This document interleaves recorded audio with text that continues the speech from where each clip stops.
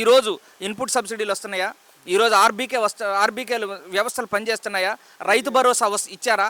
ఇవ్వలేదు కదా. రైతు భరోసా కూడా ఎంత మోసం చేశారు జగన్మోహన్ రెడ్డి గారు.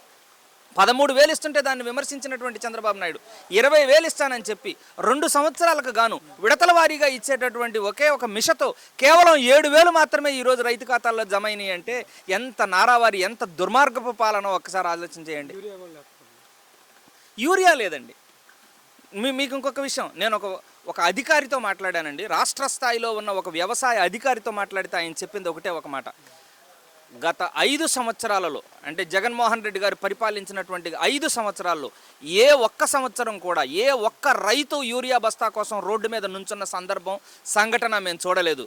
కానీ ఈరోజు ఏ ప్రాంతంలోనూ రైతు నిలబడనటువంటి ప్రాంతం లేదు అని వాళ్లే ఒప్పుకుంటున్నటువంటి పరిస్థితులు తలెత్తాయంటే ఎవరికి రైతుల పట్ల ప్రేమ ఉంది?